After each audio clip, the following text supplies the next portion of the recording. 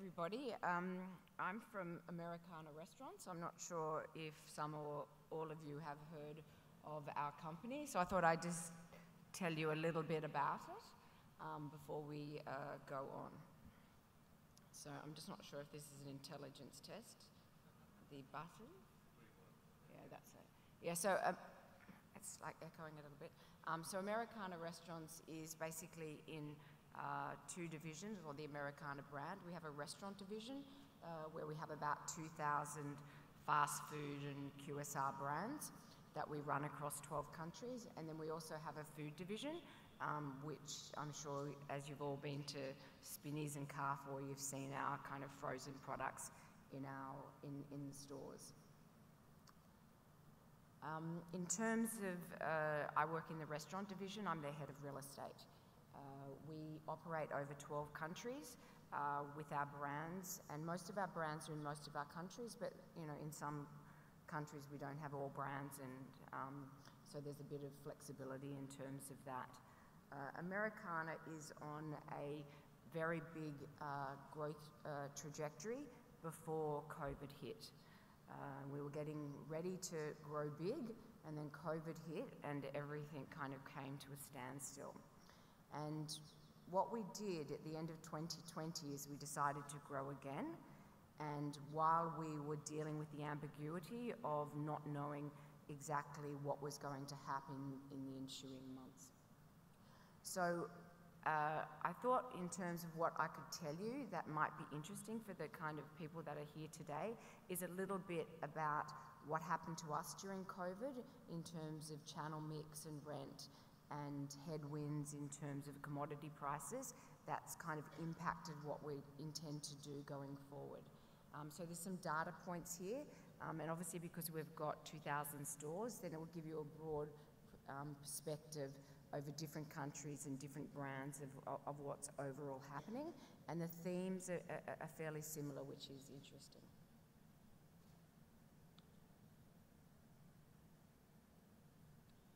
Okay, so I think this is a really interesting slide, and there's parts of this that aren't going to surprise you. So this is all of our brands and the sales mix before COVID, during COVID, and after COVID.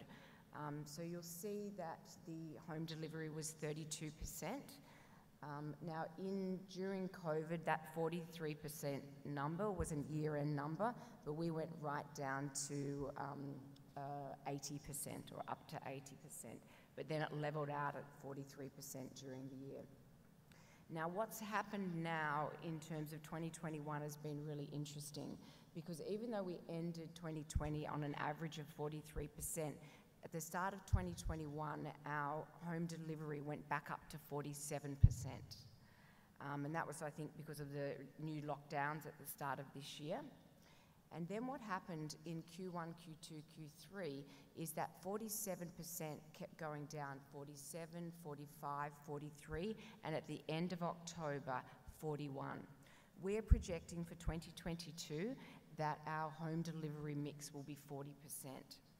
So there's a couple of things to talk about here, because in terms of 40%, the good news is on the 40% is that we make less money when we deliver.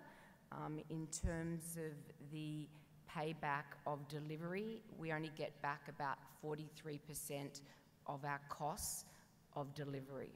So that's a big hit. So we're not getting the recovery. The delivery fee only recovers 43% of our costs, excluding acquisition costs. So you can see that the more we deliver, the worse it is. So the other thing that we want to kind of talk about is, this new living with delivery. What are we going to do? At the moment in our business, we basically rely on aggregators for about 55% of our business, and then we have our own assets for the other 45% of our business.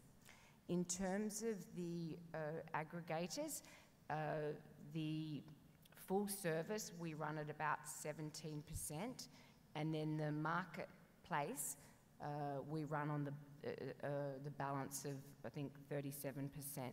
This is a really important focus for us, because as I think a couple of people who have talked about today, have pointed out that in marketplace, we can get closer to our customer.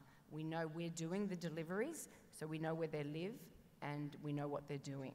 Whereas if we're in full service, then we're totally blind to our customer and getting close to our customer. And this brings me on to another point, because obviously the increase in delivery puts a lot of cost pressures on us. And so what are we going to do about these cost pressures? So, you know, there's one angle that you can do price discounting, etc., and, you know, promotions and all of that kind of stuff. Where we've got to is we don't want to do that, and that is not our plan in 2022 to do that. Our plan is to get closer to the customer.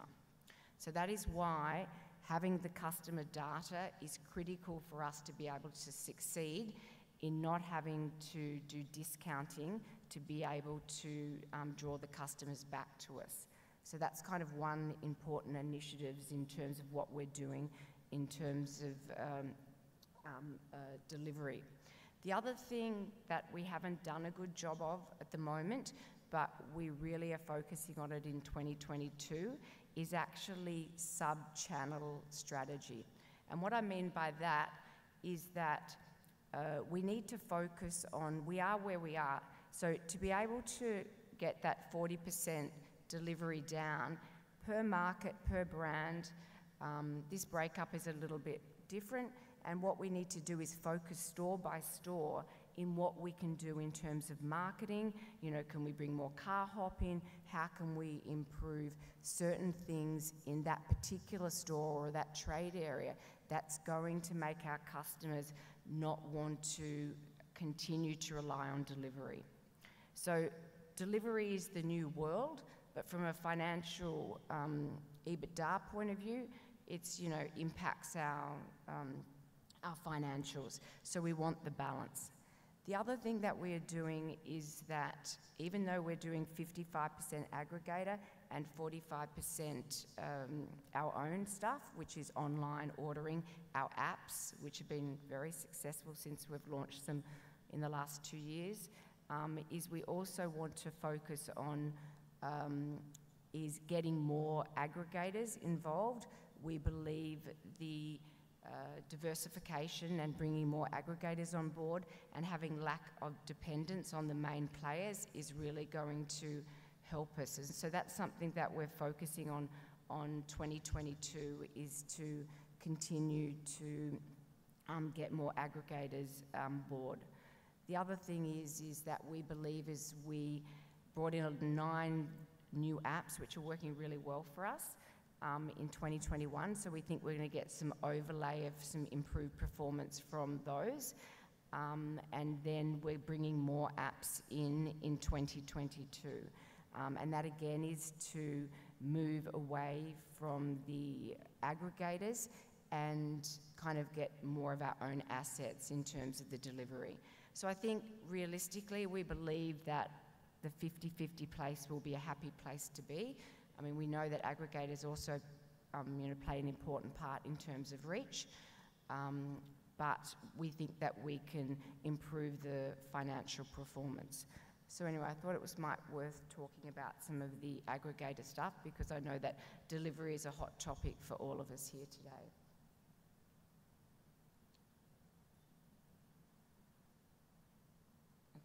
So the next thing that I wanted to talk about is, again, I know that there is always some discussions in these rooms in restaurants about the malls and versus non-malls. So we'll tell you a little bit about our experience about what's happened in our mall stores versus our non-mall stores.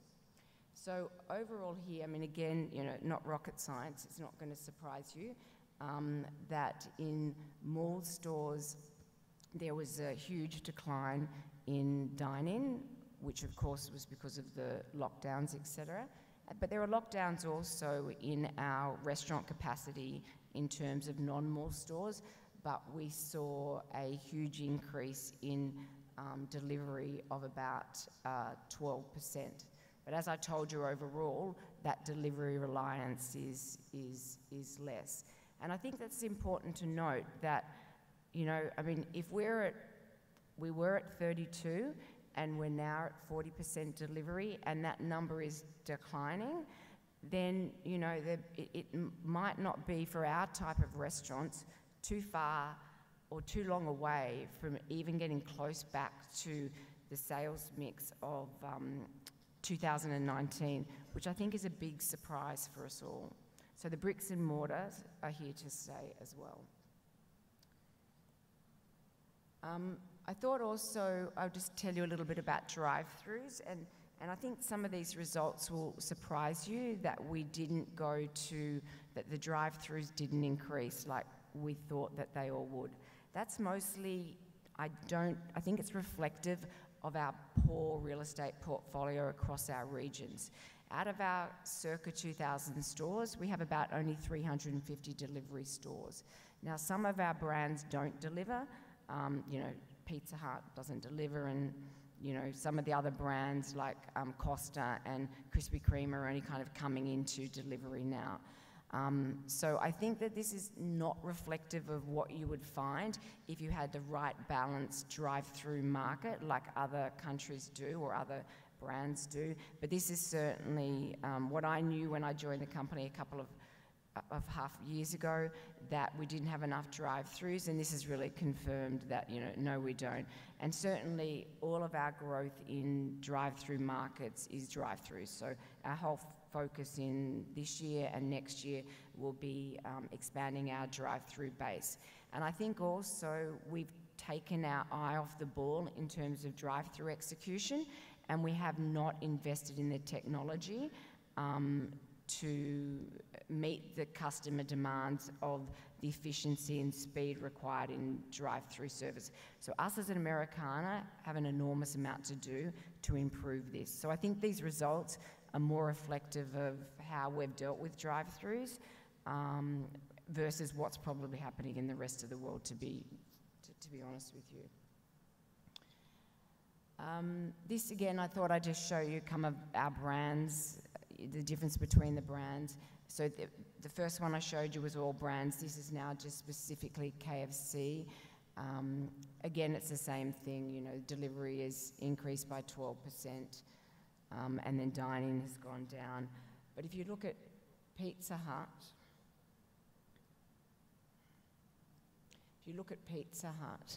it's quite a big difference, and I think that's not going to surprise too many people, because of course pizza was the first, many years ago, 20 plus years ago, was the first delivery brand, and everyone else is kind of catching up. So I don't think that's going to surprise anyone that the pizza continues to grow as a predominantly delivery brand. Again, I thought for those of you who aren't kind of in QSR, who actually have bigger restaurants, I thought I'd just give you a glimpse of one of our casual dining brands, TGI Fridays. And what's happened here is actually quite interesting. I mean, to be honest, that we're delivering 11% out of a casual dining brand really surprised me, and it surprised us as well. And we did that, which we didn't do with any of the QSR brands. We did it through a loyalty program that was really super successful. We haven't yet, from a QSR, our brands, we haven't got into that loyalty zone, and it's something that we do think about, but we're not there yet. But it's the first brand where we have actually had a loyalty program during COVID, and it really did pay off for us, which I think is interesting. The other thing is, I'm sure that I was not invited up here not to talk about rent, so I thought I'd throw in a couple of rent slides to show you what's been happening in our world, which again may not be a huge surprise. So let me just take you through the mall stores. So what you can see, in 2019, our rent was 12% of our sales on average. And then, obviously because of the, more restrictions, it increased to 15%, and also that was combined by the less rent relief that malls gave us versus individual landlords in non-mall locations. So you can see what's happened though here. which I think is quite incredible in terms of what happened in non-mall locations. We were able, even though we had significant sales decline in COVID in 2020, we were able to maintain our rent to sales ratio. Now, to be honest, that was done by an enormous amount from my team in terms of rent reductions, and we were able to save in 2020 30% of our total revenue, total rent roll. Considering that the COVID only started 3 months into it, it's a big feat. And then we've been able to continue that trajectory. In terms of rent per square metre, you can see that for mall stores, the rents have kind of gone back to where they are. However, you can see that the rent to sales is still higher. So that's reflective on the kind of the rent concessions haven't been as much in mall stores as they have with our other outside mall landlords. And then you can see the rent differential between non-mall and malls. Now you've got to remember that on average our AUVs outside a mall are better than in a mall. So you can see the difference in the OCR and the margin of our P&L, that we're much more profitable to run our businesses, particularly with our reliance on delivery, if we are outside a mall. So I think for us, I mean, we will continue to grow in malls, in high-profile malls for branding, but certainly over time, I believe that we will, from a food court basis, we will transition as a business out of malls slowly. Because you can just see this graph, it's just not as profitable having a brand in a mall. We're not saying, my dear friends at MAF, that we are going to leave malls, but we are certainly going to be very selective about where we go, because this just shows you the margin difference of the money we can make and the profit we can make if we're outside a mall. Now, I will add, we're a powerful brand, so therefore, you know, we're less reliant on being malls for people to know us, whereas less well-known brands will continue to need malls to be able to leverage.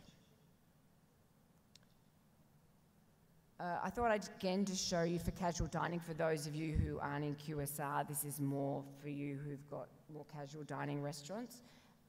Just again showing that the non-mall stores are doing better than the mall stores. Having said that, out of COVID, in terms of sales, mall stores have done better for us than non-mall stores in terms of sales. So that's something interesting. The last thing that I thought I would talk to you about is, and I just use KFC, UAE, because I know most of you guys are from the UAE, so if I use all countries, it kind of dilutes the message, but I thought I would show you this. So this is really interesting. So in food courts before COVID, KFC in the UAE, we were tracking like for like at 8.4%. So we were growing at 8.4%. Then obviously the dip is COVID, so we don't really need to make too much notice of that. But now, forecast end of 2021 versus 2019, we're growing at a much slower rate at 2%. So the sales have bounced back recently, but the growth of the sales is much slower, as you can see, which is interesting. And then have a look now at the non-food court stores. So again, we were running at a like-for-like of only 2.2%, which is much, much less than we were growing in food courts. So think about it, in 2019, we were going gung-ho in food courts. They were like, you know, the interesting part of our growth. And then, and non-food court lotions were a bit lagging. And then you can see post-COVID that the non-food court stores are now running at like 24%. So you can see this is really fundamental about what's going on in terms of, you know, a QSR performance in malls and non-malls post-COVID. So I think that that is all I had in terms of some snippets of data that I thought that you might be interested in. Perhaps we've run out of time for questions, I'm not sure. We have? Oh, okay, I was too slow. Okay, if anyone's got any other questions, please feel free to, you know, ask me afterwards. Okay, thank you.